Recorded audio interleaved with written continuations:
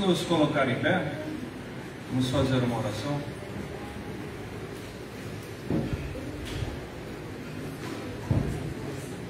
Vou pedir ao irmão Maciel que nos eleve a Deus a oração. Oremos. Senhor Deus e Eterno Pai, mais uma vez, ó Pai, queremos te agradecer por essa oportunidade de estar aqui na tua casa, Senhor Deus. Te agradecemos porque o Senhor é bom. Até aqui o Senhor tem nos sustentado, o Senhor tem trazido o alimento para os nossos lares, o Senhor tem nos dado a vida. E até aqui nós te agradecemos, ó Pai. Mais uma vez, ó Pai, nós estamos aqui para te pedir por esse culto, ó Pai. Que tu venha receber, ó Pai, que seja do teu agrado. Que seja pela tua santa e honra vontade, Senhor Deus. Para a tua vontade, Senhor Deus, esse culto. Que o Senhor fale conosco, Pai, através dos cantos, através da pregação. Abençoa o pastor, Senhor Deus, que possa vir de encontro a cada um que está aqui essa noite. Que a gente possamos ouvir, ó Pai, aquilo que realmente estejam precisando, ó Pai, para fazer a tua vontade, Senhor. Mais uma vez eu te peço e te agradeço por tudo, em nome de Jesus. Amém. Amém. Irmãos, vamos cantar o hino de número 53 e na sequência nós vamos fazer a leitura bíblica que se contém Salmos. Vai ser projetado aqui e a gente faz a leitura. O hino de número 53.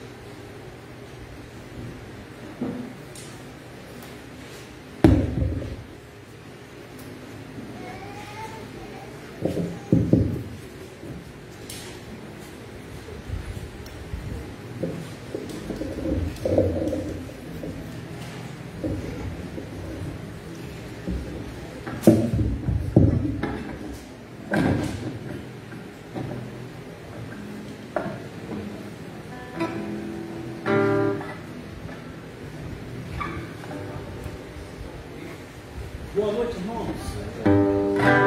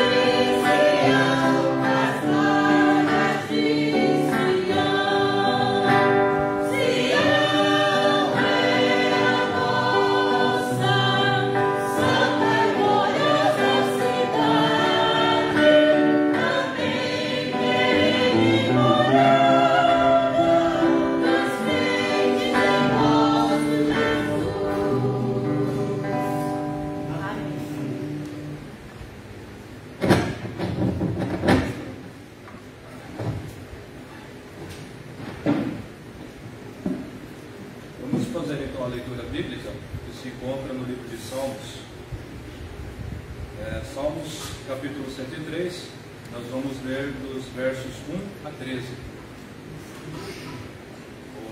Eu vou começar com as letras em amarelo e os irmãos repetem com a que está em branco. E assim sucessivamente. Bendize, ó minha alma, ao Senhor, e tudo que há em mim, bendiga seu santo nome. Bendize, ó minha alma, ao Senhor, e não te esqueças de mim, só se eu benefício. Ele é quem perdoa todas as tuas iniquidades, quem sara todas as tuas enfermidades. Quem agora redime a tua vida e te coroa de graça e misericórdia. Quem farta de bens a tua velhice, de sorte que a tua mocidade se renova como a da águia. O Senhor faz justiça e julga todos os oprimidos. Manifestou os seus caminhos a Moisés e os seus feitos aos filhos de Israel. O Senhor é misericordioso e compassivo, longânimo para remir. Não repreende perturbantemente, nem conserva para sempre a tua ira. Não nos trata segundo os nossos pecados, nem nos retribui conforme as nossas iniquidades. Pois quanto o céu se alteia acima da terra, assim é grande a sua misericórdia para com os que o temem. Quando dista do Oriente do Ocidente, assim afasta de nós as nossas transgressões. Vamos todos ler o último. Como o Pai se compadece de seus filhos, assim o Senhor se compadece dos que o temem. Amém. Podeis assentar. Eu vou chamar agora a irmã Sônia, que vai fazer a apresentação dos visitantes.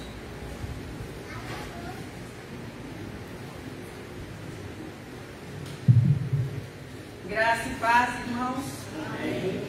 É com grande alegria que estamos aqui na casa do Senhor e gostaria de apresentar os nossos visitantes. Alguns deles já são conhecidos da casa, mas sempre nos dão alegria com a sua presença. Vamos começar por irmão José Lima. Irmão José Lima, para quem não conhece, está aqui o nosso irmão. Seja bem-vindo em nome de Jesus. Nosso irmão Josias, estou tendo o prazer de conhecê-lo. Seja bem-vindo, irmão Josias, em nome de Jesus. Quero apresentar aí o pregador dessa noite. Estejamos orando por ele. Eu tenho certeza que Deus vai falar conosco como tem falado todos os domingos poderosamente. Amém. Pastor Alex, seja bem-vindo. Fique em pé, Pastor Alex, por gentileza. Sua esposa Patrícia, sua filha Sara e seu filho Davi, sejam bem-vindos em nome de Jesus. Obrigada pela presença. Temos aqui o Jackson, nosso irmão Jackson. Se puder, Jackson, ficar em pé para a igreja conhecer. A Késia, a Priscila e o Levi. Sejam muito bem-vindos em nome de Jesus. Oi, Levi. Olha lá, todo feliz, né? Que coisa linda. Temos também o Wanderson, né, que é o nosso querido irmão também, já da nossa igreja, foi da nossa igreja. E nosso amado irmão Jesus Cristo. Também a Paulinha, essa daí que já vi crescer, né, Paulinha? Seja bem-vinda, querida, em nome de Jesus. Temos lá atrás um casal. Poderia se apresentar, por gentileza? Fiquem em pé. Eduardo e a minha amada esposa Eleni. Ô Eduardo e Eleni, sejam muito bem-vindos em nome de Jesus. Muito obrigada pela presença de vocês. Vocês são muito importantes aqui para nós, né?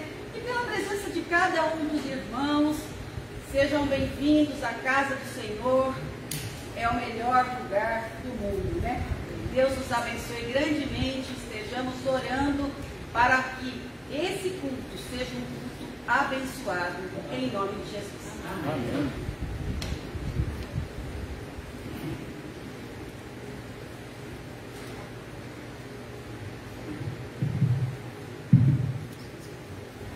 vamos nos colocar de pé mais uma vez. Nós vamos, aquele momento que é dedicado aos dízimos e ofertas, nós vamos cantar o hino de número 42 e logo em seguida nós vamos cantar um cântico, que é por título Além do Céu Azul. Então vamos tomar o nosso nome de luz à frente, hino de número 42.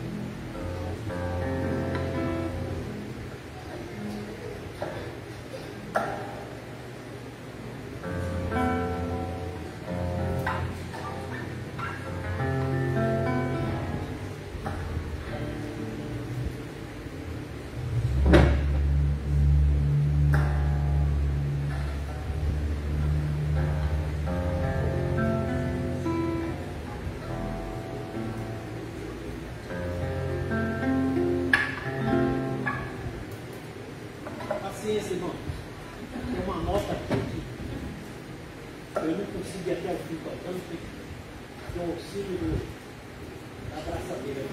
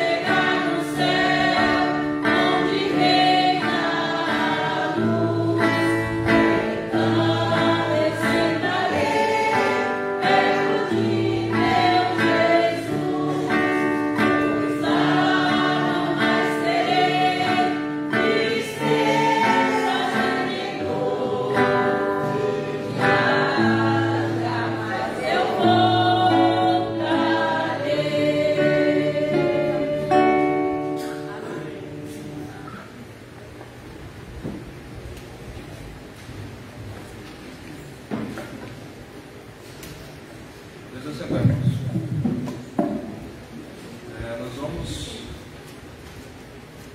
iniciar agora nossas partes de louvor. Eu vou chamar o nosso irmão Pedro, que tem uma parte para apresentar, e logo em seguida a irmã Patrícia.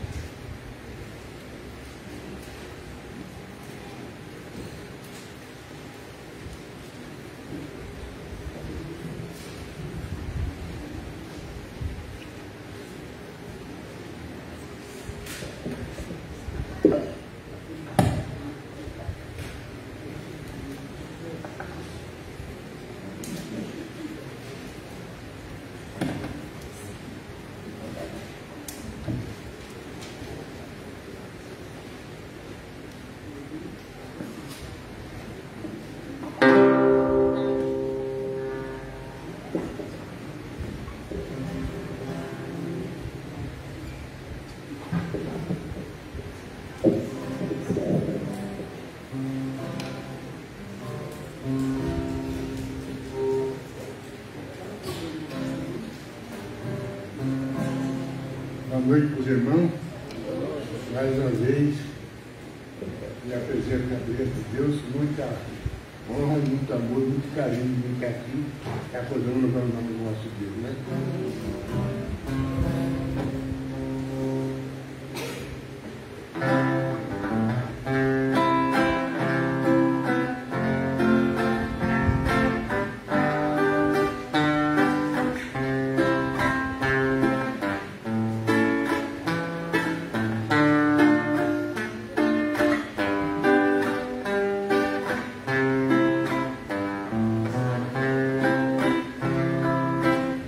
Quando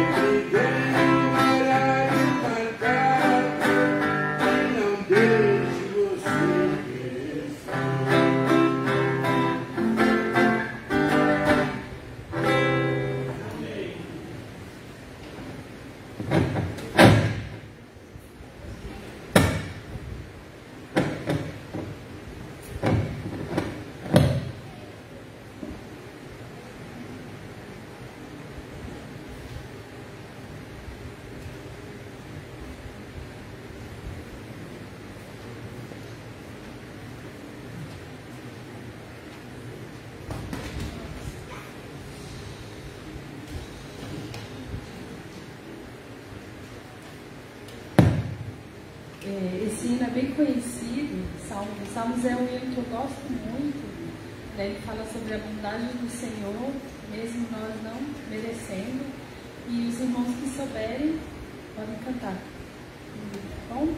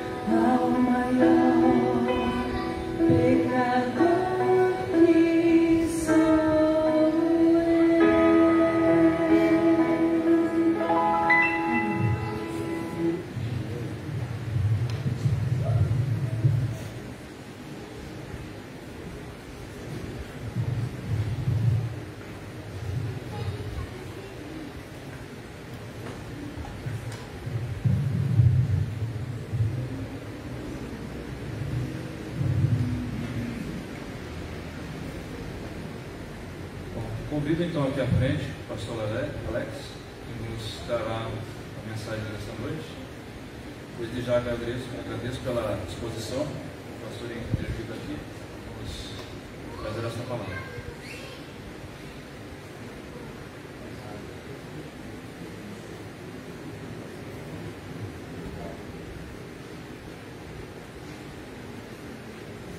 Povo de Deus, graça e paz. Amém. Boa noite. Eu quero que vocês saibam que é um enorme privilégio eu estar aqui essa noite e abrir a palavra do Senhor com vocês. Eu não tenho palavras para dizer como é importante para mim. Tudo bem se eu segurar um pouco mais bem, não.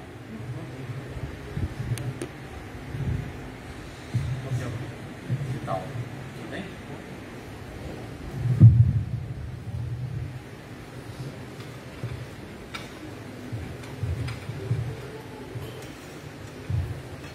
Posso tropeçar aqui no fio. Eu estava dizendo que é um prazer enorme estar com vocês aqui nessa noite. Eu não tenho palavras para descrever como é especial para mim estar na primeira igreja batista de Paulínia. Quero agradecer. O pastor Joel não está aqui, não sei se ele vai ouvir isso algum dia. Pastor Joel, muito obrigado pelo convite. A gente está vindo aqui esses domingos abrir a palavra do Senhor com vocês. E também quero agradecer os meus irmãos amados da IPJM que vieram aqui essa noite também. Eu tenho orado para o Senhor usar a palavra dele para encorajar vocês, perseverar, olhando para o Senhor Jesus. Amém. Muito bem, eu quero convidar vocês para abrirem as suas Bíblias em Mateus, Evangelho de Mateus, capítulo 14. Mateus 14. Eu vou ler com vocês do versículo 22 até o 33. Eu vou usar a Almeida aqui, a versão Almeida, a nova Almeida atualizada, bem semelhante com a segunda edição. Tá bom? E nós vamos olhar então para a batalha entre a fé e o medo, a batalha que todos nós enfrentamos aqui nesse mundo. Mateus 14, a partir do versículo 22. Assim diz a palavra do Senhor. Logo a seguir, Jesus fez com que os discípulos entrassem no barco e fossem adiante dele para o outro lado, enquanto ele despedia as multidões.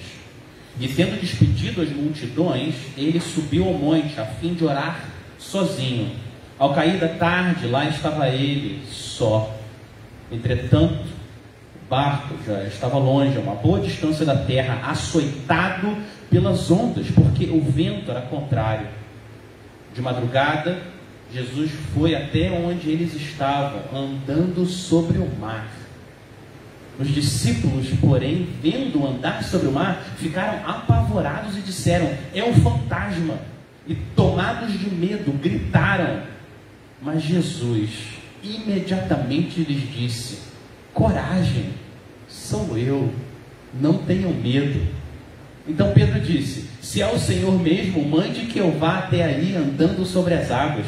Jesus disse: venha. E Pedro, descendo do barco, andou sobre as águas e foi até Jesus. Reparando, porém, na força do vento, teve medo, e começando a afundar, gritou: salve-me, Senhor. E prontamente Jesus, estendendo a mão, o segurou e disse: homem de pequena fé, por que você duvidou?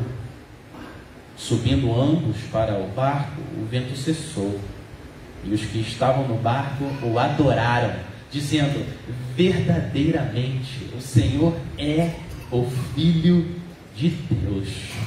Vamos orar mais uma vez? Senhor, nós queremos clamar que o Senhor continue usando a Tua palavra, as músicas e as orações para nos mostrar como o nosso Senhor Jesus é verdadeiramente o Filho de Deus. Ele é tudo que a gente precisa. Ele é o nosso grande Salvador, Rei, Profeta, Sacerdote. Ele é o nosso tesouro. Ele é aquele que sempre existiu e aquele que vai voltar para nos resgatar. Senhor, usa a Tua palavra agora para expulsar o medo do nosso coração e aumentar a nossa fé. E, Senhor, nós oramos por causa do Teu grande amor. Em nome de Jesus, amém. Podem se sentar. Quero começar fazendo uma pergunta para vocês. Por quanto vocês venderiam os seus olhos? Por quanto? Se uma pessoa muito rica encontra vocês na rua e ela pergunta: quanto que você quer pelos seus olhos? Quanto que essa pessoa teria que oferecer para você fazer negócio com ela? Quanto? 2 milhões? 10 milhões? 50 milhões? Não, nenhum de nós aqui faria negócio, não importa o que ele oferecesse. Por quê? Porque os nossos olhos são muito valiosos. Eles permitem a gente ver o mundo que Deus criou, a natureza. Os nossos olhos permitem que a gente leia a palavra de Deus. É por causa dos nossos olhos que a gente consegue ver um sorriso nas pessoas que a gente ama, as lágrimas escorrendo das pessoas que a gente ama. Sem os nossos olhos, tudo fica escuro, sempre. Mas eu quero dizer para vocês que existem olhos mais preciosos do que os olhos que permitem que a gente veja. São os olhos que permitem que a gente creia. Os olhos espirituais, a nossa fé. A Bíblia chama a visão do coração de fé. O apóstolo Pedro diz que a fé é muito mais preciosa do que o ouro. Você pode ir para o céu sem ver com os olhos físicos, mas ninguém vai entrar no céu sem ver com os olhos espirituais do coração.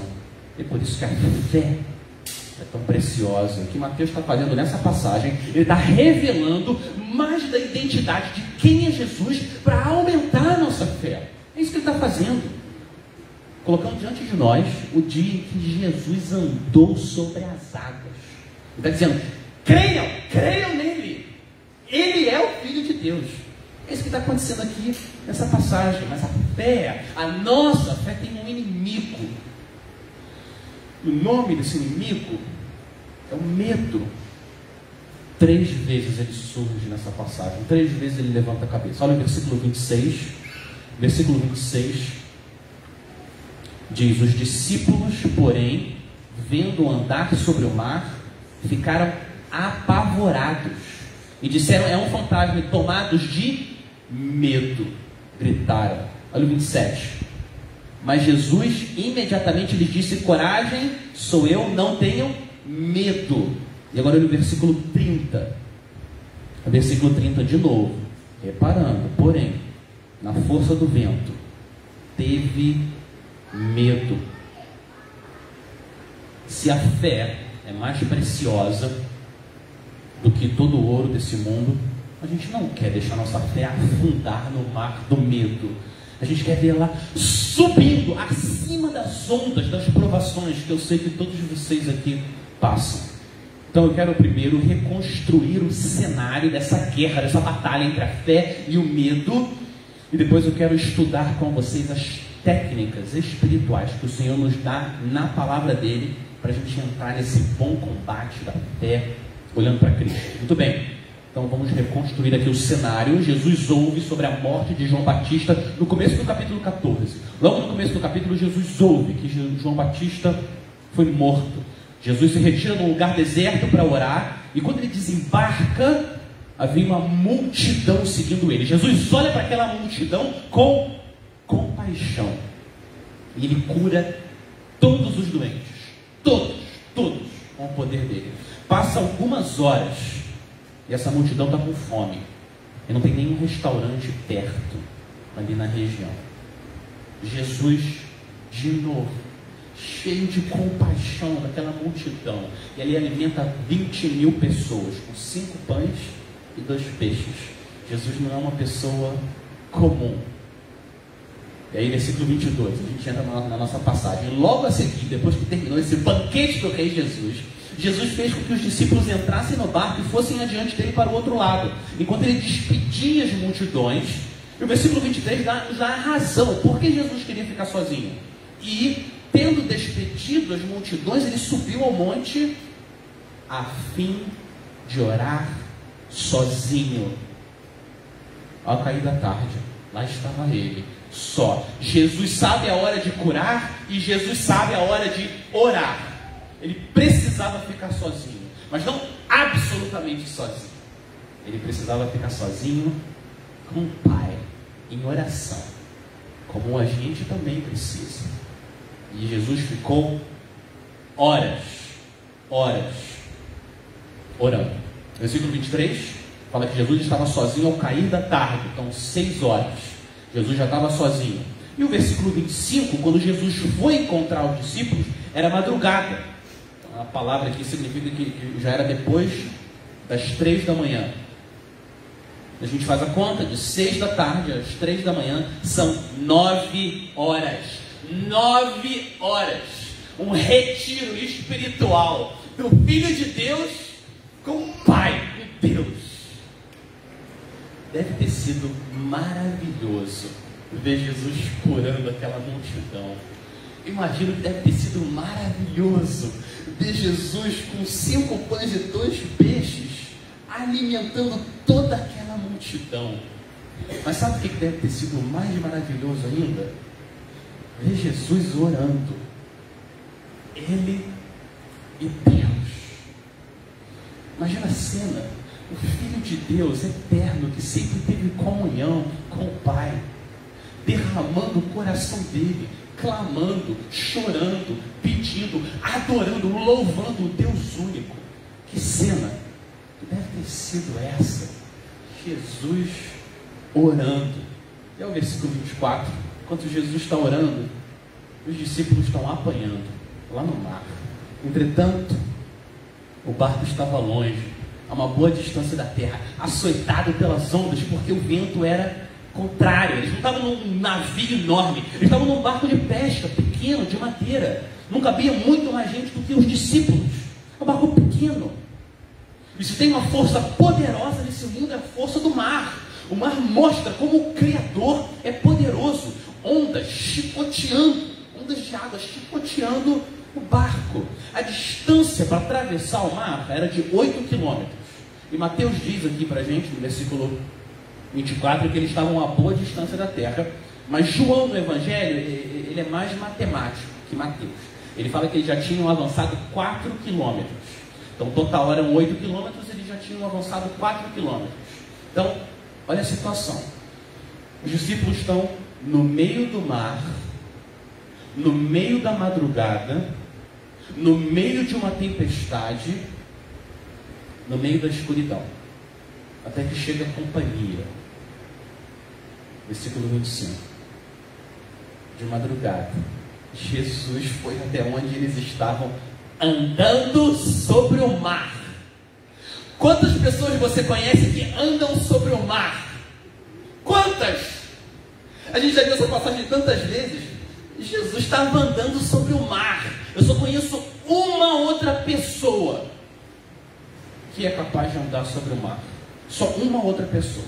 Eu vou ler para vocês. Está lá no livro de Jó, capítulo 9, versículo 8. Jó diz: sozinho ele, Deus, estende os céus e anda sobre as costas do mar. Deus é capaz de andar sobre as costas do mar. Só Deus. Agora, vamos juntar as peças. Só Deus é capaz de andar sobre o mar. Jesus anda sobre o mar. A conclusão necessária é que Jesus é Deus. É por isso que essa passagem está aqui, para mostrar que ele é o Filho de Deus. Ele anda sobre o mar. Mas os discípulos não conseguem enxergar. O versículo 26. Eles não conseguem enxergar. Os discípulos, porém, vendo andar sobre o mar, ficaram apavorados e disseram: é um fantasma. E tomados de medo, gritaram. Não são só as crianças que têm medo. Os adultos também têm medo de fantasma. Não é verdade? Não foi só um susto que eles tomaram. Não é isso que o texto diz. O texto diz que eles ficaram apavorados. Sabe quando você fica com tanto medo, o seu coração bate tão forte, parece que ele vai sair pela boca, sabe? Quando é um medo, eles estavam apavorados. Eu quero dizer para vocês que tudo bem, eles ficaram apavorados, mas nós temos que ser lentos em julgar os nossos irmãos apóstolos. Como é que pode esses homens jovens aí barbados, com medo de fantasma. A gente tem que ter calma. Imagina você nessa situação. Imagina, 9 horas, está tudo escuro, tempestade, madrugada. Se o Senhor está longe, deixa você seguro, ele está longe, como é que você se sentiria? Eu diria que eu estaria apavorado. E aí vem alguma coisa na sua direção que parece uma pessoa andando sobre o mar. Você nunca viu ninguém andando sobre o mar. E agora parece uma pessoa. Eles acharam que é um fantasma. É um fantasma. Esse exercício, povo de Deus, da Bíblia de Paulínia, esse exercício da gente se colocar no lugar do outro, ajuda a gente a ter compaixão das pessoas. E a gente não ser muito rápido em julgar as dificuldades que elas estão passando. Esse exercício ajuda a gente na igreja e na nossa família. A gente precisa ser lento em julgar as pessoas e ser rápido em ter compaixão. Todos nós, a gente tem medo. Muitas coisas causam medo na nossa vida. Próxima vez que a gente ouvir alguma história de alguém que está sofrendo, que o Senhor nos dê graça, para a gente ter compaixão, como Jesus tem. E Jesus dá agora aos discípulos a única coisa nesse mundo que pode afogar o medo deles. Só tem uma coisa que faz o medo ser afogado. É o próprio Senhor Jesus. Ele revela quem Ele é. Olha o versículo 27. Mas Jesus imediatamente lhes disse, coragem, sou eu, não tenham medo. Jesus dá 2 ordens para os discípulos, 2 ordens. A primeira é tenham coragem, e a segunda ordem é não tenham medo. Tenham coragem, não tenham medo. Mas no meio dessas 2 ordens, ele dá a razão por que eles devem ter coragem e por que eles não devem ter medo. E a razão é, sou eu. Agora deixa eu ler para vocês uma tradução alternativa que eu entendo que é a maneira como Mateus quer que a gente leia esse versículo. Eu vou ler de novo o 27. Mas Jesus imediatamente lhes disse, coragem, eu sou, não tenham medo. Coragem, eu sou. Essa é a ordem das palavras. Para onde vai a sua mente quando você ouve essas 2 palavras? Eu sou. Fala para mim. Moisés, sarça ardente, pegando fogo, mas não se consome. E Moisés chega perto para ver o que está acontecendo. Deus manda ele tirar as sandálias dos pés, porque é lugar santo. E Moisés faz uma pergunta para Deus, lá em Êxodo 3. Quando eu for falar com os filhos de Israel e lhes disser, o Deus dos seus pais me enviou a vocês, eles vão perguntar qual é o nome dele. Então o que lhes direi? Perguntando para Deus. O que Deus respondeu? Deus disse a Moisés, eu sou o que sou. Assim você dirá aos filhos de Israel, eu sou, enviou você a eles. Eu sou. E o que está acontecendo agora, 1500 anos depois, quando o povo de Deus está de novo em aflição, Deus desce de novo para salvá-los. Deus desce o Filho de Deus do monte para salvá-los de novo. Foi o eu sou pai, agora é o eu sou filho. No começo do Evangelho de Mateus, ele cita uma profecia de uma virgem que vai ter um filho, e ela vai dar o nome desse filho, ele será chamado de Emanuel, que significa o quê? Deus conosco. Esse filho que Maria vai ter é Deus conosco. E no Êxodo, o anjo do Senhor abriu o mar para que o povo chegasse até a presença dele na terra prometida. O que está acontecendo agora é que o anjo do Senhor, Cristo, ao invés de abrir o mar, ele anda sobre o mar. E ele próprio leva a presença de Deus até o povo, aonde o povo está. Mas é o mesmo eu sou. É Deus vindo até o filho dele, até o povo dele. Mas tem outro aspecto aqui, importante, entre esse combate entre a fé e o medo. Outro aspecto acontecendo, que a música que o seu Pedro cantou está relacionada a esse aspecto, que é a espera pelo Senhor.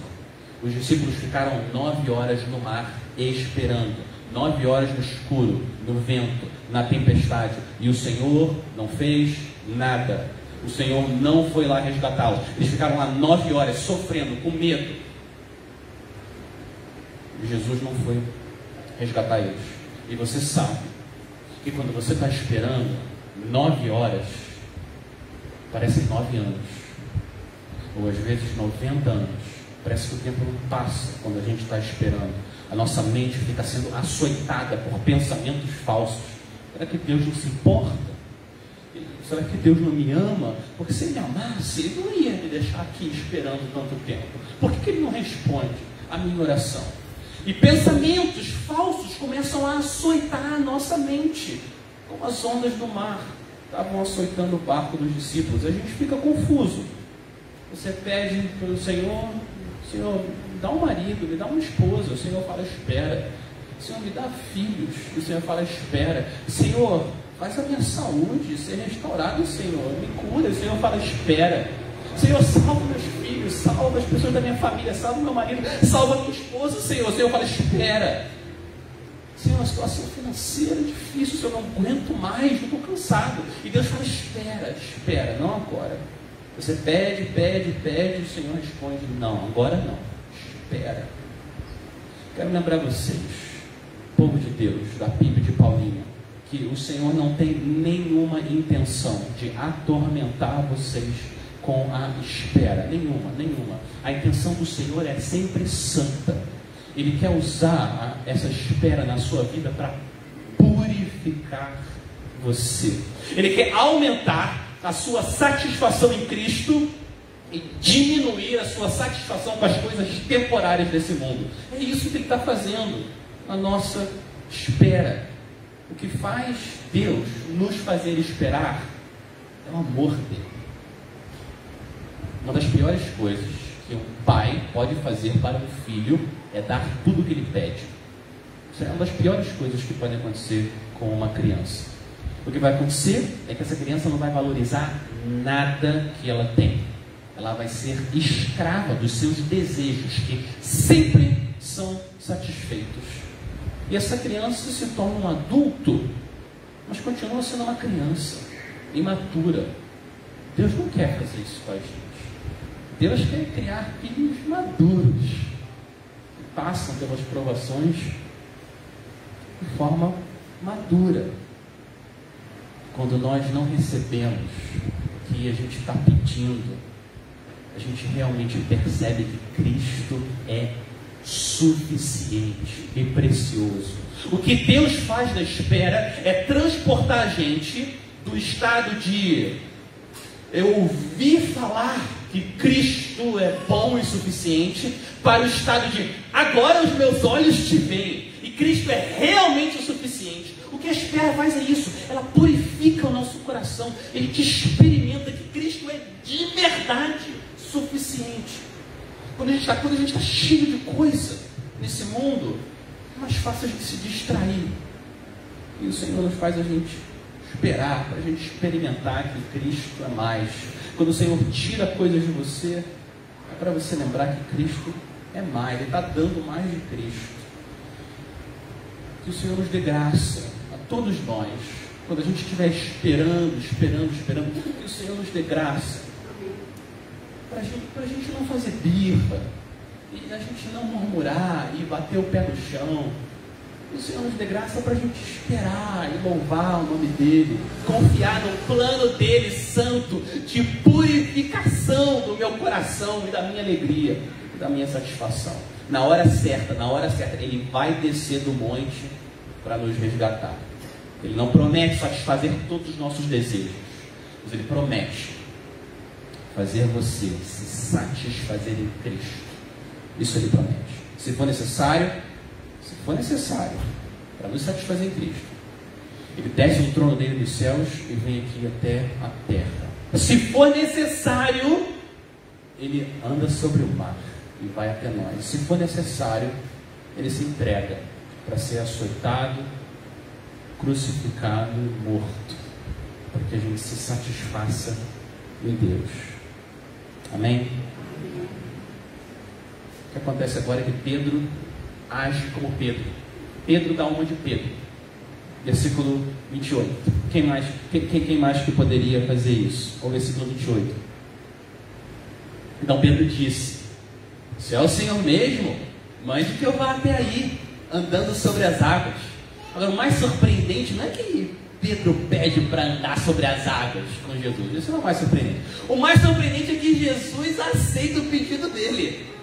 E Jesus atende. Jesus diz, versículo 29, Jesus disse: venha. E Pedro, descendo do barco, andou sobre as águas e foi até Jesus. Vocês conhecem um músico chamado Estênio Marços? Já ouviram falar? Estênio Marços, eu amo esse homem.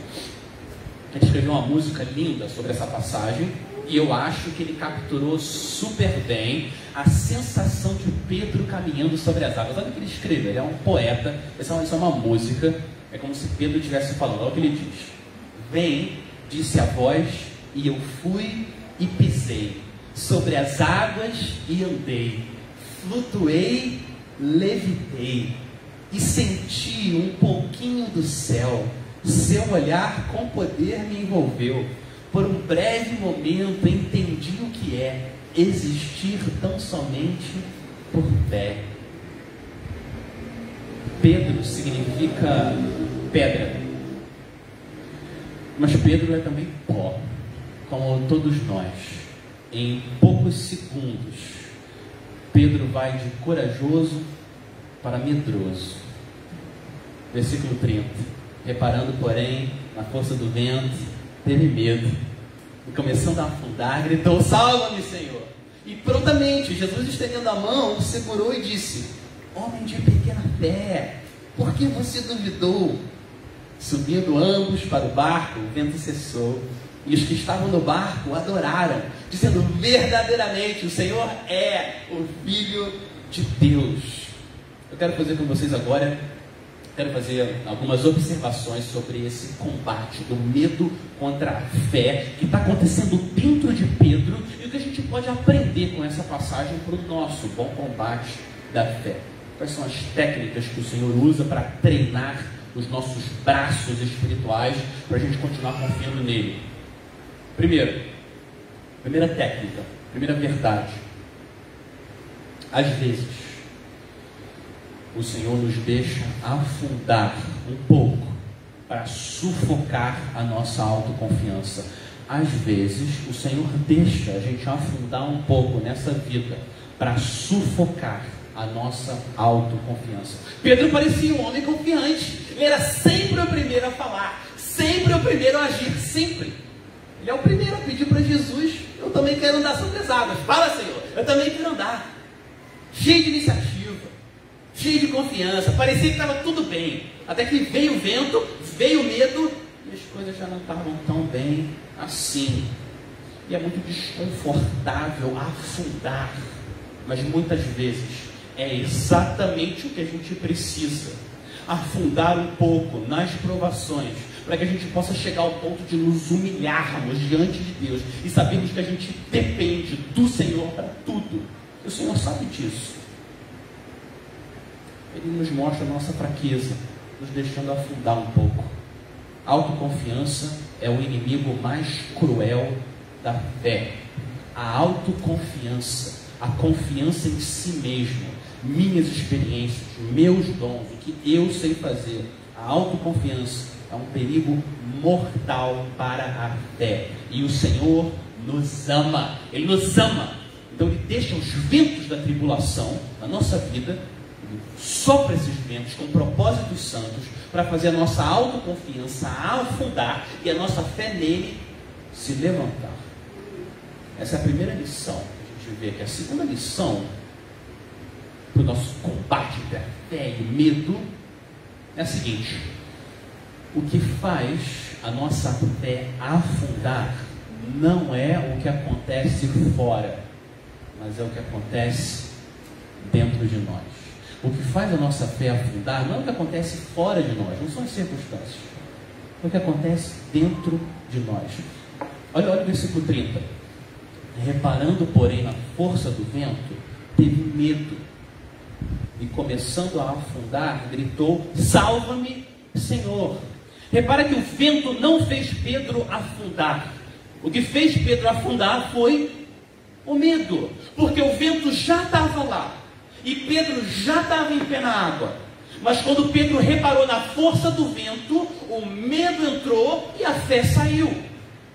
Quando Pedro parou de reparar em Cristo e começou a reparar na força do vento, na circunstância difícil, foi aí que ele começou a afundar. Quando nós estamos reparando em Cristo, no poder dele, no grande amor dele, na cruz, por nós, mesmo com os ventos fortes da provação, a gente continua caminhando em direção ao Senhor, mesmo que seja em meio a lágrimas, mas a gente continua caminhando em direção a Cristo. Ainda há luta, a fé não é perfeita, mas a gente continua andando em direção ao Senhor. O problema é quando a nossa mente fica consumida pela força das provações e tribulações desse mundo, e a gente fica passando filmes e filmes na nossa mente, e se acontecer isso, e se não acontecer aquilo, é aí que a nossa fé afunda. O medo e a insegurança nos dominam. Pensar menos nos nossos sofrimentos e pensar mais nos sofrimentos de Cristo na cruz, a nosso favor, ajuda ao medo a afundar e a fé subir. Eu quero recomendar uma coisa para vocês, povo de Deus. Cada uma vez que você reparar na força das tribulações da sua vida, repara 100 vezes na força do poder de Cristo para pagar pelo nosso pecado na cruz. Repara 100 vezes no amor dele, os pregos nas mãos, a coroa de espinho, e o trono que ele abandonou para vir nos salvar. O nosso medo não consegue respirar muito bem dentro de nós quando a gente fica meditando tudo que o Rei dos céus, do mar e da terra é para nós. Amém? Terceira lição do nosso combate da fé. A terceira lição é: a maneira de você fazer a sua fé subir não é reparando no seu poder, mas reparando no poder de outro, de Cristo. A maneira de você fazer sua fé subir não é reparando no seu poder, mas reparando nele, no poder dele. A estratégia do mundo para tentar ajudar as pessoas com as nossas inseguranças, a estratégia do mundo é injetar segurança nelas mesmas. A estratégia secular de encorajamento é aumentar a autoestima das pessoas, deixar o nosso ego mais inchado, mais confiança em nós mesmos. Mas o problema de Pedro não foi falta de confiança no Pedro. Esse não é o diagnóstico do Senhor Jesus. Olha no final do versículo 31. O diagnóstico de Jesus é: homem de pequena fé em mim, porque você duvidou de mim. O diagnóstico de Jesus é que Pedro teve pouca fé em Cristo, e ele duvidou que Cristo era maior do que o vento. Esse era o problema. Não que ele não confiou nele, porque ele não consegue andar sobre as águas, ele depende de outro, Cristo. Jesus viu o combate da fé com medo dentro do coração de Pedro. Povo de Deus, o poder do Senhor se aperfeiçoa não na nossa força, mas na nossa o quê? Na nossa fraqueza.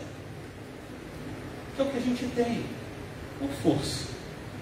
Fraqueza, minha graça é o que basta para você, porque o poder se aperfeiçoa na fraqueza. 2 Coríntios 12. Quanto mais a gente reconhece que a gente é fraco, mais pronto a gente está para confiar e descansar em Cristo. Quanto mais confiantes em nós mesmos, menos a gente vai buscar o Senhor.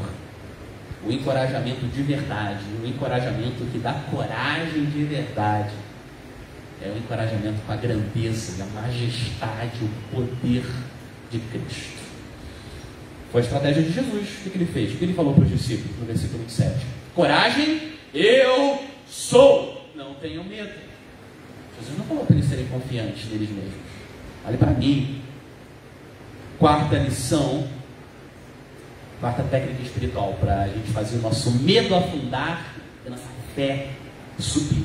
A maneira de você fazer a sua fé subir não é reparando na sua fé, mas reparando em Cristo.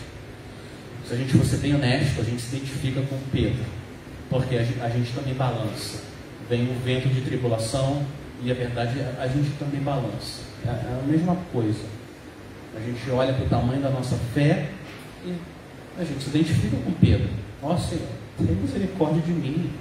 Como eu sou um homem de pouca fé. Não acredito, depois de tantos anos que o Senhor mostra misericórdia e fidelidade. Como é que de novo, Alex? Como é que de novo você fica preocupado? Não faz sentido. Não faz nenhum sentido ficar preocupado. Oh, nosso Deus, como é que eu vou ficar ansioso com Deus que prometeu nunca me abandonar? Mas é verdade, eu fico. A gente fica ansioso. Por quê? Porque é uma luta. Nossa fé aqui é uma luta enorme. E o que acontece é que alguns de nós, mais introspectivos, ficam olhando demais para dentro. E a gente olha para o tamanho da nossa fé, e o que acontece? A gente fica mais desanimado ainda, porque a nossa fé é muito pequena. E a gente diminui a fé mais ainda. Ela vai ficando menor. E eu olho, minha fé é menor ainda do que eu imaginei que era. Ela vai ficando menor. E você entra num ciclo de desespero. A gente quer crescer na fé, claro. Mas ninguém cresce na fé olhando para a própria fé. Isso é muito comum. Ninguém cresce na fé olhando para a própria fé. Não é assim que a gente cresce. A gente cresce na fé olhando para Cristo. Assim como você não é alimentado olhando para o garfo. O que alimenta você? Comida. O garfo é só o meio que você usa para colocar comida para dentro e aí ser fortalecido. A fé é o garfo. A fé é um meio. O que alimenta a nossa alma é Cristo. Ele que é o pão da vida. Então não fica olhando para a sua fé. É para Cristo. O poder dele para nos salvar. Povo de Deus, não tenha fé na sua fé. É a fé no Senhor. E aí a nossa fé aumenta. Agora eu quero deixar claro também que existe uma distância infinita. Eu estou usando essa palavra com cuidado. Existe uma distância infinita entre nenhuma fé e pouca fé. Porque nenhuma fé não salva ninguém. E a gente afunda e acabou. Grande fé no lugar errado também não salva ninguém. Uma pequena fé no lugar certo, Cristo é capaz de fazer você chegar do outro lado do mar dessa vida até a Jerusalém Celestial. Que o Senhor nos ajude a gente olhar para Cristo. Amém? Quinta e última lição, para terminar. Esse é o ponto principal, na verdade, da passagem. Agora eu cheguei no ponto principal da passagem. Até agora foi só a introdução. Ponto principal da passagem. A nossa resposta à revelação de Cristo é adoração. Adoração. Quando Cristo se revela a nós, a gente se prostra e adora o Rei da Glória. Olha o versículo 32. O que aconteceu? Subindo ambos para o barco, o vento cessou. O vento ter parado não foi coincidência, foi providência. Foi ele. Foi ele que fez o vento parar. Ele repreendeu os ventos e o mar. Agora chega, quietos. Na hora eles obedecem, porque ele é o Filho de Deus. A tempestade se acalma. E a reação dos discípulos, o Senhor Jesus já tinha feito isso no capítulo 8. Ele já tinha acalmado uma tempestade. Ele já tinha feito isso. Mas a reação deles no capítulo 8 foi a seguinte: o Senhor Jesus acalma a tempestade, eles ficam maravilhados, eles perguntam, eles fazem uma pergunta. Mateus 8, 27. Eles fazem uma pergunta: quem é este que até os ventos e o mar lhe obedecem? Quem que é esse? Que ele manda e a natureza obedece. É uma pergunta que eles fazem. Mas agora os discípulos ficam mais do que maravilhados. Olha o versículo 33.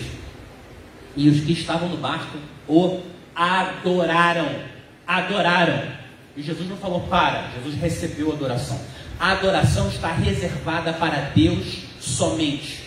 E como Jesus é Deus, ele deve ser adorado. Mas agora eles não fizeram a pergunta: quem é este? Quem é este que ordena a natureza e ela se dobra e obedece? Quem é este? Agora eles não fizeram uma pergunta, fizeram uma afirmação. No versículo 33. Verdadeiramente o Senhor é o Filho de Deus. Muitas vezes O que o Senhor precisa fazer com a gente, para a gente se prostrar e adorar Ele, é levar a gente para o meio da tempestade.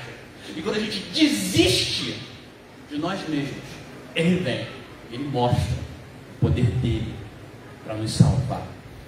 Essa é a primeira vez no Evangelho de Mateus em que os discípulos reconhecem que Jesus é o Filho de Deus, mas eles ainda não entendem tudo, como nós também não entendemos tudo, mas eles já viram o suficiente para adorarem o Senhor Jesus como o Filho de Deus, o Rei Salvador. Verdadeiramente tu és o Filho de Deus. É assim que vocês veem o Senhor Jesus? Sim? Verdadeiramente tu és o Filho de Deus. É assim que vocês veem Cristo. Essa passagem é uma cena do combate entre o medo e a fé, e a história de Cristo com Pedro é exatamente a sua história e a minha história com o Senhor. Mateus o que ele está fazendo aqui é expondo a nossa fraqueza e mostrando a força e o poder de Cristo, porque Jesus se revela a nós e nos chama: venha até a mim. E o nosso pecado é forte demais, a gente está afundando no pecado, e a gente grita: Senhor, salva-me. E o que Jesus faz é exatamente o que ele fez com Pedro. O Senhor Jesus estende a mão e nos tira do império das trevas e do pecado e nos transporta para o reino dele, o reino do Filho amado.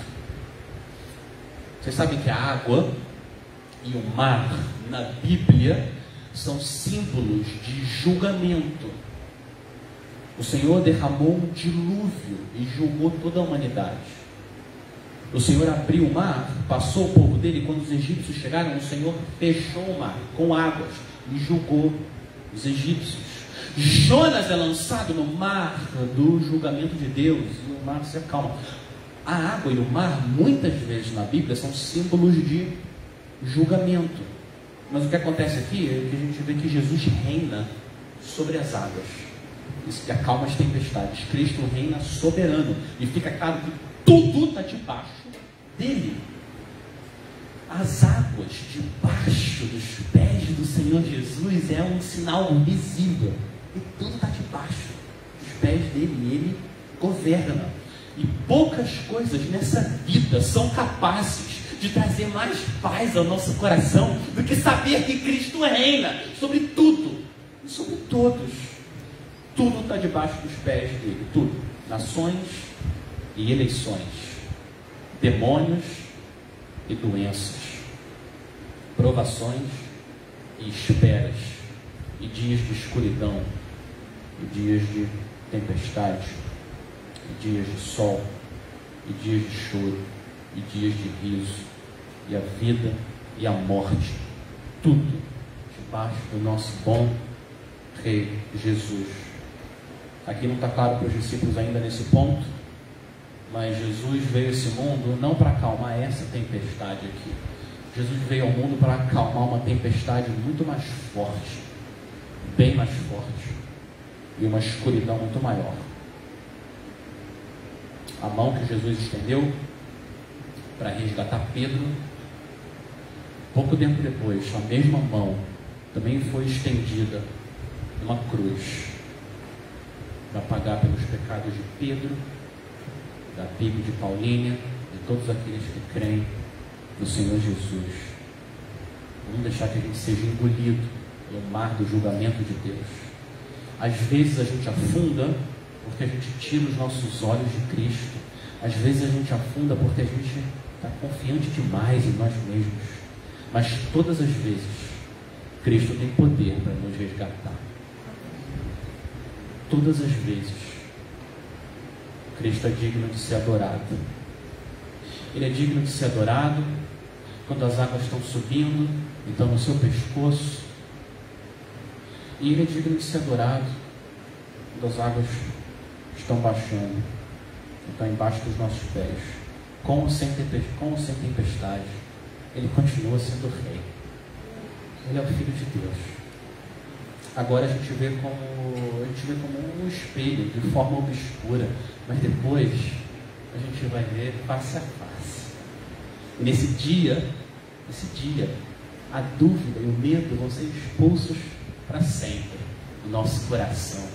E a gente vai adorar o Senhor, toda a majestade dele. A fé vai dar lugar à vista, e a gente vai ser inundado eternamente pelo amor de Deus em Cristo.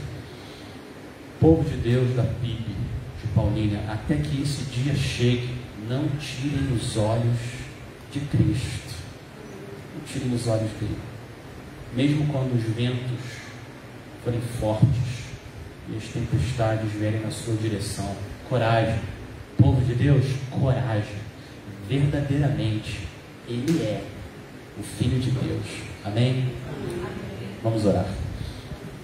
Senhor, nosso Deus poderoso, a gente quer louvar o Senhor por essa passagem em Mateus e nos mostrar que o nosso Rei Salvador, Ele governa sobre tudo que acontece na nossa vida, e tudo está debaixo dos pés dele.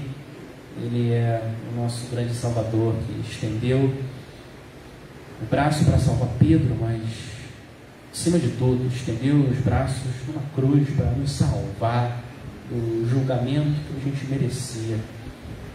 Senhor Jesus bebeu todo o cálice da ira de Deus, para que a gente agora pudesse desfrutar para sempre do teu amor.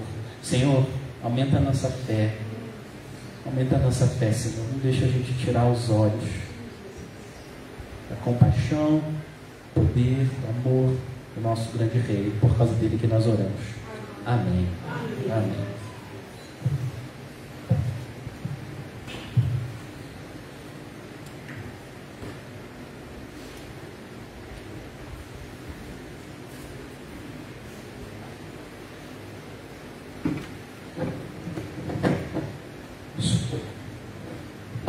Eu gostaria, em nome da igreja, de agradecer a presença do pastor aqui, por ter separado o tempo, né?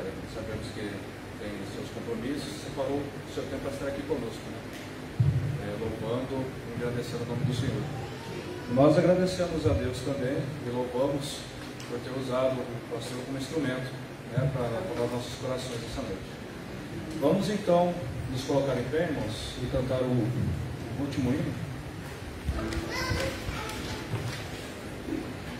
que é o hino de número 7. E logo em seguida eu vou pedir ao nosso irmão Agenor que nos faça a oração final.